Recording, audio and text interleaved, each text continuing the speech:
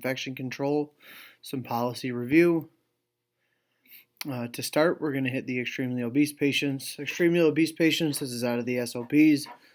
Their excess weight becomes a health hazard, and obviously it's dependent on how much weight they carry. But the obesity is defined as body mass index of at least 30 kilograms per m2. It's not meters squared.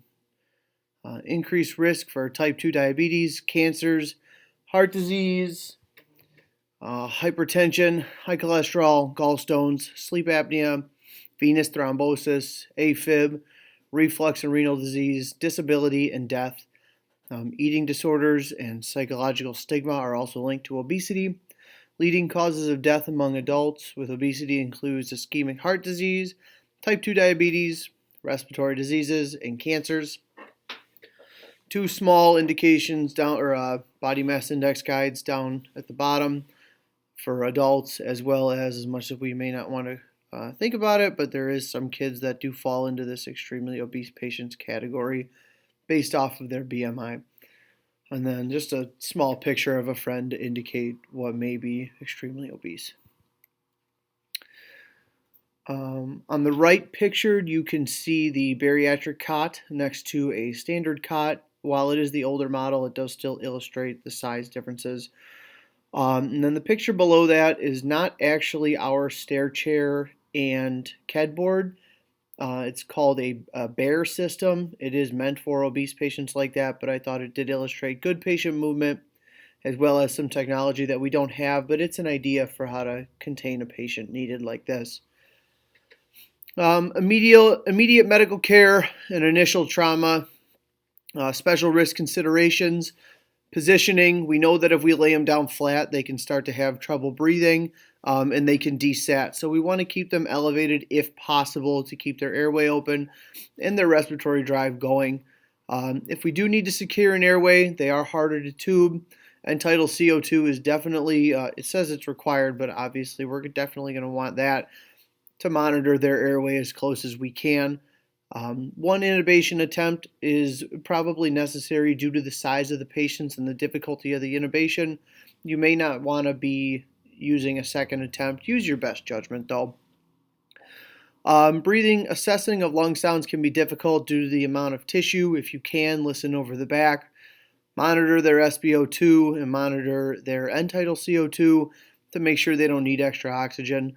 May think about CPAP or bagging with two people. The thing with CPAP though is you do have to maintain a good seal, and one of the contraindications is extreme obesity, so try it out. If it doesn't work, you may need to step up your airway game. Circulation, if you need to do IOs, you may need to size up your needle to the 45 millimeter needle. I believe that is a yellow seat instead of the red or pink or blue.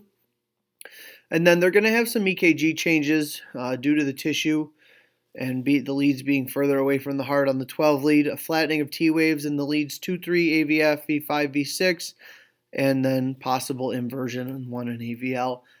So use your best judgment. If you feel like you need to call a cardiac alert and they're showing signs and symptoms and their 12 lead's hard to read, I would say go for it. Put it back on the docs, send it to the hospital. But if you feel it's necessary to call it early. They can cancel it.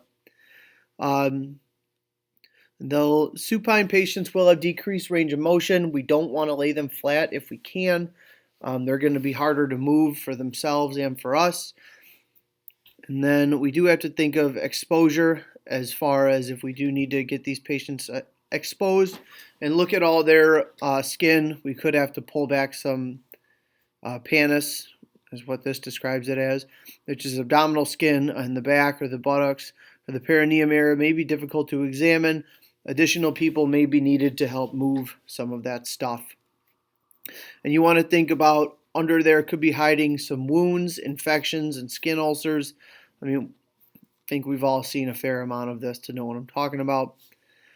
Secondary assessment, you might want to use the right size of the BP cuff. The red ones or the black one may be needed for the size up of their standard blood pressure reading, but also consider the forearm location. Ask about if there's any recent surgeries or attempts for weight loss reduction, and try and get as much history as you can from them about their surgery. And then if you're going to be providing medications, consider a weight-adjusted dose. You may want to contact online medical control if you can give a higher dose based off of the amount of how much they weigh. And transport considerations, consider the limits of the cot and stair chair. You may want to call a bariatric equipped vehicle if needed. Some of the anatomic and physiologic changes. They have reduced pulmonary compliance due to raised chest wall resistance. They have airway soft tissue resistance and abnormal diaphragmatic positioning. Think about the diameter of the trachea and lower volume reserves. And O2 consumptions and CO2 production are raised with the obesity hypoventilation syndrome. They've got excess tissue sitting on their chest. May feel like somebody's just constantly squeezing their lungs. Think about if you lay them down, that may push air out of their lungs just based off of the weight, may not allow them to open up their chest as much as they need. Cardiovascular changes, they do have raised blood volume, but as a percentage of body weight, it may be as low as 45 mLs per kilogram. They do have raised stroke volume and stroke work index based off of how much they weigh on the body that they're trying to supply. Cardiac output is up as well. And then left ventricular volume is raised as well, which can lead to the dilation and hypertrophy. And then lowered myocardial compliance. And hypertension augments pathophysic changes, cardiac changes, obesity, cardiomyopathy syndrome, and heart failure is pronounced with the hemodynamic changes. So between having a fatty heart and all that extra weight and all that extra volume that they're trying to supply, they could just have cardiac issues based off of that. They do have raised intra-abdominal pressure, again, due to the weight, higher gastric volume fluid, higher fluid of gastric, higher volume of gastric fluid, and higher incidence of GERD and hiatal hernias. And then they have musculoskeletal changes, limited mouth opening capacity, and short neck with limited mobility, probably limited mobility in their full body. Moving on to infection control policy. I did copy from the McHenry Western Lake County EMS system straight out of their policy guidelines, and then I did cliff note it. So I'm going to go over the cliff notes. We as a system want to prevent disease spread. Each provider has a responsibility to do so, not only to themselves, their crews, but also their patient. EMS system is there to ensure treatment and evaluation of both the patient and the provider. Disease can spread quickly, either directly or indirectly. The guidelines are developed by the CDC and IDPH, and the system maintains them. EMS agency will maintain a policy alignment with these guidelines as well. EMS agencies will maintain health records as well as immunization status for providers. EMS must maintain a few immunizations for the measles, mumps, rubella, the MMR, Hep B, and tetanus. Annual TB screens are to be done by the agency. Each ambulance will have hand sanitizer as well as cleaning products for your hands and the ambulance. Hand washing is to be done before and after calls. Sanitizer is acceptable if you're not near a sink. Appropriate PPE is to be stocked on all ambulances. Think COVID PPE. EMS agency will ensure providers are fitted with respiratory protection. PPE is to be worn if needed based on patient assessment, aerosols, blood, etc. Again, think COVID. This policy was activated in 2010. I think we've all become very familiar with the things that we need to be wearing. Gloves, N95s, goggles, and gowns if needed. If PPE is reusable, it needs to be cleaned. Seems pretty obvious. Soiled patient clothing and linen needs to be cared for in biohazard bags or handled at the emergency room. So clean up there if you can. Get rid of the stuff at the emergency room. N95 masks for TB and influenza. That's for us to be wearing. And then obviously mask the patient. We're masking everybody because of COVID, but this policy predates COVID. Needleless systems are to be used when available, and please dispose of your sharps. Disposable equipment is to be used when possible in the back of the ambulance. Use appropriate technique and cleaners to clean equipment that is reusable. Think of the monitor. We're not going to be disposing everything on the monitor after every call. CPR should be done using PPE. We wear all of our PPE now. Mouth to mouth is not recommended. I didn't know that had to be said, but I think so. Any disease exposure needs to be communicated to the charge nurse or doctor upon arrival to the ER, as well as notify your shift commander, your officer, and lastly, Lieutenant Brinkman or Lieutenant Burns prior to leaving the hospital. If you receive an exposure, you need to let these people know. Complete a blood and body substance exposure form, and then the ER doctor will evaluate EMS provider, and if needed, contact infection control preventionist.